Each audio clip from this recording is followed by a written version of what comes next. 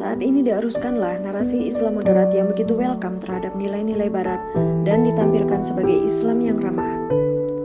Sementara sebaliknya, ajaran Islam kafah dan khilafah terus dipropagandakan sebagai Islam marah yang tak layak untuk mereka jamah. Proyek moderasi Islam dan deradikalisasi kini seakan menjadi primadona kebijakan penguasa hari ini.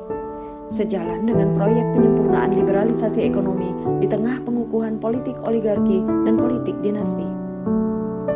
Mereka tak sungkan-sungkan merangkul berbagai pihak yang dipandang bisa mendukung suksesnya agenda ini, mulai dari kalangan media massa, para influencer, aktivis, ormas, dan ulama liberal, termasuk kaum milenial, semuanya disetting sebagai amplifier propaganda anti-Islam kafah dan anti-khilafah.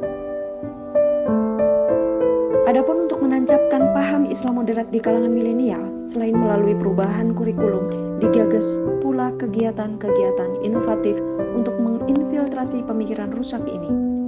Misalnya melalui propaganda di media massa dan media sosial, kegiatan-kegiatan seremonial, agenda-agenda supercamp, perlombaan-perlombaan, webinar, dan lain-lain. Lebih ironis lagi, keseriusan pemerintah melawan dakwah khilafah yang distigma sebagai paham radikal ini ternyata tak diikuti dengan kesungguhan mereka dalam menyelesaikan berbagai persoalan umat yang terus bermunculan, termasuk menyangkut kondisi milenial yang potretnya kian tampak buram. Siapapun tahu, kalangan milenial hari ini mulai tergerus arus deras liberalisasi dan sekularisasi yang mengikis jati diri mereka, hingga berbagai perilaku rusak dan menyimpang seolah begitu lekat dengan kehidupan sebagian besar milenial.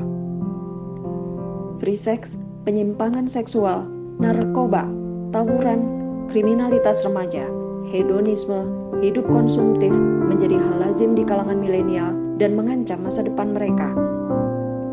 Mirisnya di saat yang sama, milenial yang punya giroh Islam, lekat dengan Al-Quran, dekat dengan masjid, dan aktif di Rohis, dicurigai bahkan distigma sebagai pengikut paham radikal dan benih teroris yang membahayakan.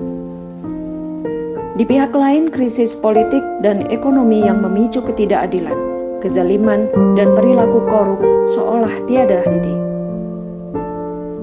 Utang pun terus menumpuk dan Indonesia seolah sulit keluar dari jebakan lubang resesi dan penguasaan aset strategis kapitalis asing dan asing akibat rusaknya sistem ekonomi dan konspirasi negara-negara imperialis. Wajarlah jika masyarakat